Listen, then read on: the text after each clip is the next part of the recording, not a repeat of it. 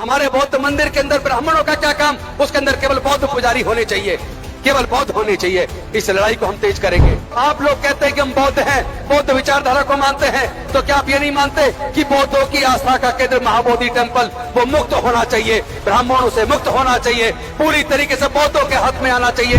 कि अगर इतना ही अच्छा तुम्हारा धर्म है तो पूरे दुनिया में क्यों नहीं फैला? पूरे दुनिया में क्यों नहीं फैला? लेकिन बुद्ध का धम्म पूरे दुनिया में फैल गया बिना पैसे के। तो देश में जहां भी जाता हूं, इतने लोग या तो बेरोजगार जवान लड़के मिलते हैं या फिर बुजुर्ग रिटायर्ड, नौकरी से रिटायर्ड बुजुर्ग मिलते हैं। नौकरियां मिल नहीं रही है और शिक्षा को इतना महंगा कर दिया कि हमारे हाथ से शिक्षा भी छिन गई है। ऐसे में क्या इस बात पे चर्चा नहीं होनी चाहिए कि अब हमारे आगे का रास्ता क्या बने? हमारे आने वाले बच्चों का भविष्य कैसे सुरक्षित हो? क्या पैसे के अभाव में हमारे लोग अपने बच्चों की पढ़ाई को छुटवा नहीं देंगे? जब रोजगार नहीं होगा, नौकरियां नहीं होंगी, इतना पैसा हमारे लोगों के पास नहीं है कि अपने खुद के बिजनेस शुरू कर लें। सरकारों से जो योजनाएं चलती थी, जिस योजनाओं से सस्ते दर पे हमारे लोगों को लोन मिल जाया करता था, जिस लोन से छोटे मोटे रोजगार शुरू किया करते थे, आज देश की सरकारों ने schedule caste component plan fund को भी घटाते घटाते लगभग खत्म कर दिया। सोल ट्राइब सब प्लान का भी फंड लगातार घटाते घटाते खत्म कर दिया।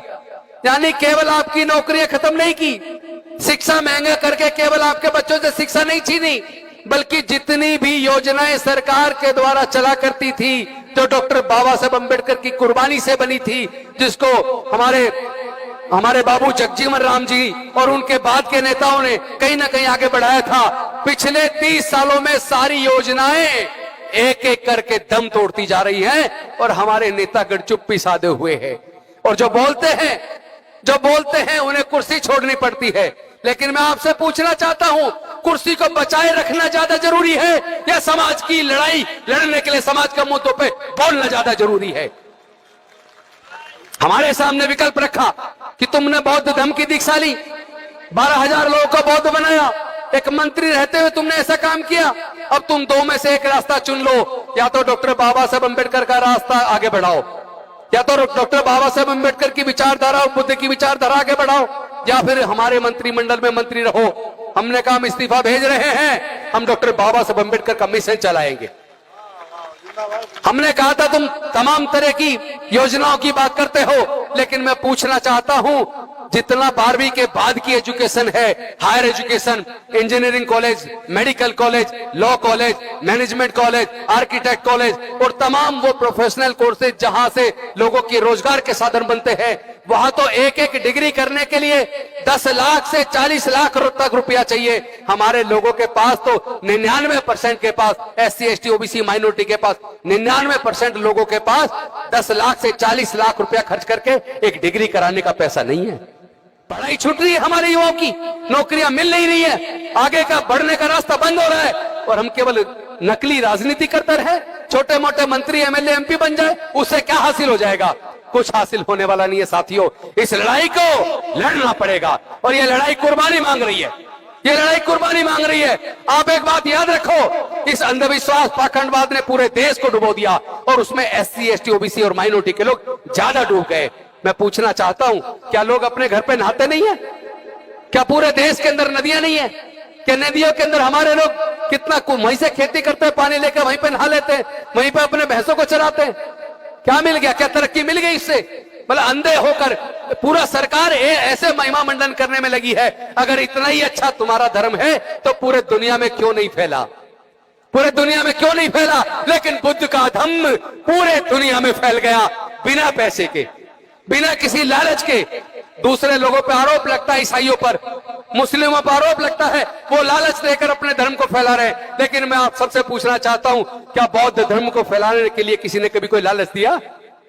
अरे जिसमें अच्छाई होगी, जिसमें मानव कल्याण की भावना होगी, जिसने पूरे दुनिया को मानवता और शांति का संदेश दिया, जिसमें समता, स्वतंत्रता, बंधुता, न्याय, प्रज्ञा, शील, करुणा और मैत्री का भाव है, जिसमें लोगों के आगे बढ़ने का रास्ता है, जिसमें पाखंडवाद, अंधविश्वास के लिए कोई जगह नहीं है, जो वैज्ञानिक दृष्टिकोण से चलता है, वो बुद्ध का धम्म मानव मात्र के लिए कल्याणकारी है। अपनी अच्छाई की वजह से बढ़ रहा है। मैं कहना चाहता हूं भंते जी, भंते सुमित रतन जी, इस बौद्ध धम्मे के कारवां को तेजी से आगे बढ़ाने की जरूरत है। आज आपको शायद पता ना हो, पटना के बोध गया के अंदर जो महाबोधि टेम्पल है, जहां पे तथागत बुद्ध को ज्ञान की प्राप्ति हुई थी, उसको चलाने के लिए जो मैनेजमेंट कमेटी है, उसके लिए एक बीपी एक्ट है, बीपी एक्ट। उस एक्ट के तहत मैनेजमेंट कमेटी में आधे सदस्य बौद्ध होते हैं, लेकिन आधे सदस्य पंडे होते हैं, ब्राह्मण होते हैं। आपने क्या कभी देखा किसी क्रिश्चियन के चर्च को मैनेज करने के लिए मैनेजमेंट कमेटी में क्रिश्चियन से अलग किसी और दूसरे धर्म का आदमी हो? आपने देखा किसी मस्जिद को चलाने के लिए मैनेजमेंट कमेटी के अंदर मुस्लिम से अलग किसी और धर्म के आदमी हो? आपने कभी देखा किसी गुरुद्वारे के अंदर सिखों से अलग किसी दूसरे धर्म का आदमी मैनेजमेंट कमेटी में हो? आपने कभी देखा किसी हिंदू मंदिर के अंदर उसका संचालन करने के लिए किसी दूसरे धर्म के हो? तो फिर बौद्धों का आस्था का केंद्र, जहां तथागत बुद्ध को ज्ञान की प्राप्ति हुई, उस महाबोधि टेम्पल को चलाने के लिए मैनेजमेंट कमेटी में बौद्धों से अलग आधे हिंदू क्यों रखे? उस एक्ट को खत्म किया जाए, इसके लिए बहुत बड़ा आंदोलन चल रहा है। पटना के अंदर रैली की हम गए थे और इस वक्त वहां पे भूख हड़ताल चल रही है। बोध गया के अंदर भूख हड़ताल चल रही है। अभी पूरे 1 महीने पूरे बिहार में रथ यात्रा निकाल के लोगों को जागरूक किया गया और वहां लोग, बहुत बड़ी मात्रा में लोग भूख हड़ताल पे बैठे हैं। मैं आप सबसे निवेदन करता हूं, आप सब लोग मुल्क के पूरे देश के लोगों को, आप लोग कहते हैं कि हम बौद्ध हैं, बौद्ध विचारधारा को मानते हैं, तो क्या आप ये नहीं मानते कि बौद्धों की आस्था का केंद्र महाबोधि टेम्पल वो मुक्त होना चाहिए, ब्राह्मणों से मुक्त होना चाहिए, पूरी तरीके से बौद्धों के हाथ में आना चाहिए? क्या आप तैयार हैं? इस लड़ाई को लड़ना पड़ेगा। आप समझिए, हमारे साथी, हमारे बौद्ध भिक्षु और समाज के लोग, बौद्ध लोग वहां भूख हड़ताल पे बैठे हैं। क्या हमें और आपको सबको उनका साथ देना चाहिए कि नहीं देना चाहिए? हम इस लड़ाई को लड़ेंगे। मैं खुद अब 2-3 दिन के बाद बौद्ध गया जाने वाला हूं। इस लड़ाई को तेज करेंगे। हम जानते हैं ये लड़ाई कुर्बानी मांग रही है, हम कुर्बानी देने के लिए तैयार हैं, लेकिन अपनी आस्था के, तुम्हारी आस्था आस्था है, हमारी आस्था की कोई कदर नहीं है। अरे आपने तो वो मस्जिद तोड़कर वहां जो मंदिर बनाया, पता नहीं कितने लोग मारे गए, पूरे देश में दंगे हुए।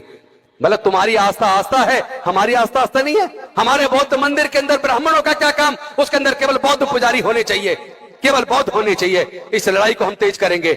और साथियों, मैं भंते सुमित रतन जी को बधाई देता हूं इस 9वें बौद्ध सम्मेलन के लिए, लेकिन साथ ही साथ निवेदन करता हूं कि ये सम्मेलन तो जारी रहे, लेकिन बौद्ध बनना नाम मात्र का बौद्ध मत बनिए।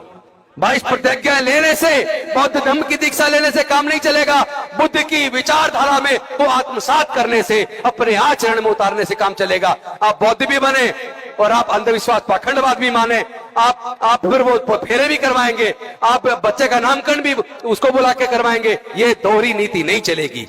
इसी की वजह से बौद्ध धर्म का ह्रास हुआ है, इसी की वजह से हम लोग, हमारा पतन हो रहा है, इसी की वजह से हम पिछड़ रहे हैं, इसी की वजह से हमारा सब कुछ छिनता जा रहा है। अगर हम लोग प्योर बौद्ध बन जाएं और बुद्ध की विचारधारा को आत्मसात करें, अपने आचरण में उतारे, तो निश्चित तौर पर हमारा आपका सबका कल्याण होगा और भारत आगे बढ़ेगा।